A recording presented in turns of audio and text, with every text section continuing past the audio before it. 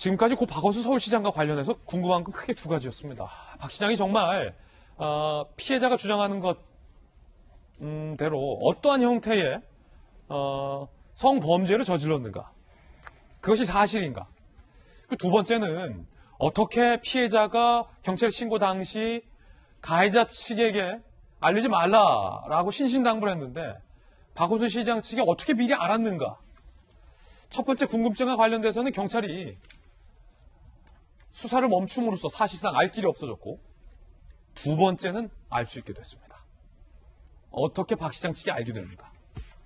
7월 8일 여성단체 대표 A씨가 10시 8분에 공동대표 B씨와 통화를 하고 그 여성단체 관련된 공동대표 B씨가 10시 31분에 민주당의 남인순 의원에게 전화를 겁니다. 그리고 남인순 의원이 서울시의 임순영 젠더 특보에게 시장 관련해서 불미스러운 얘기가 돈다라고 언지를 줍니다. 그러자 서울시 젠더 특보가 3시에 박 시장과 독대를 해서 불미스러운 일이 있느냐라고 물어봅니다. 자, 이 그래프를 보면 언론이 추측했던 것처럼 여당의 의원을 통해서 서울시 젠더 특보를 통해서 박 시장 측이 가해자가 피해자가 원치 않았던 신고 사실을 알았던 건 아니냐라는 경로는 확인이 되고 있는 거고요. 다만 남인순 의원이 어디까지 알았고 임순영 젠더 특보에게 어디까지 알려줬는지만 조금 더 구체적으로 따져봐야 할 것 같습니다. 그런데 논란은 저 민주당의 남인순 의원이 지난 7월에 해당 의혹에 대해서 극구 부인했다는 사실입니다. 저는 박원순 시장에 대한 피소 사실을 몰랐습니다. 피소 상황을 알려줬다는 일부 언론의 보도는 사실이 아닙니다. 앞으로 추측성 보도는 삼가해 주실 것을 부탁드립니다. 박지원 대변인, 자세히 지금 다시 들어보니까 박 시장이 피소됐다는 것은 몰랐다. 피소 사실을 내가 알려주지 않았다.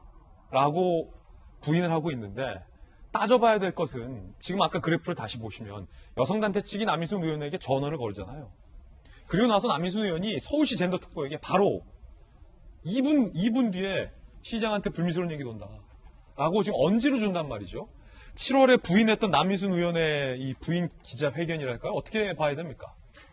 일단 남인순 의원도 첫째는 언론 탓을 또 하네요. 언론 탓을 또 하는데 우선 첫째는 저 어제 북부지검의 그 수사 결과에 대해서 개운치가 않아요. 우선은 지금 저런 라인을 통해서 박원순 전 시장한테 전달이 됐다라고 발표가 났습니다만 그러면 그 여성, 피해자인 여성을 보호했어야 되는 여성단체, 그리고 늘 여성인권 얘기했던 남인순 의원, 그리고 그 일을 해야 된다고 가있던 남인순 의원 보좌관 출신의 임순영 젠더 특보는 무슨 일을 하고 오히려 그럼 박원순 시장한테 먼저 그걸 알렸느냐, 확인했느냐, 이런 의문이 하나 있고요. 저 라인 말고 저희가 또 어제 그 수사 결과 발표에서 안 나온 부분이 있는데 피해자가 사실은 중앙지검 가서 여성 검사한테 먼저 고소 의향이 있다고 얘기했는데 그게 약속을 잡았다가 흐지부지 돼서 없어졌다는 거 아니에요? 거기서 그러면 저희가 많은 사람들이 얘기했던 거는 그럼 중앙지검 내에서 그 보고가 어디까지 갔느냐?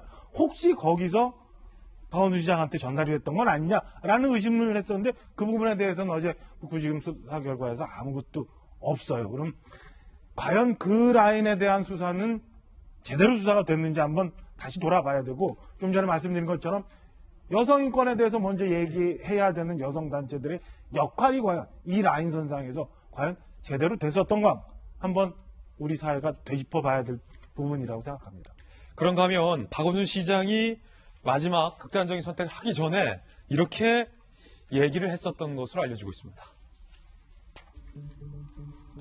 7월 8일 피해자로부터 고소당한 당일 밤 11시 간부회의, 피해자와 문자를 주고받은 적이 있는데 문제될 소지가 있다 라고 이야기를 했었다라는 겁니다.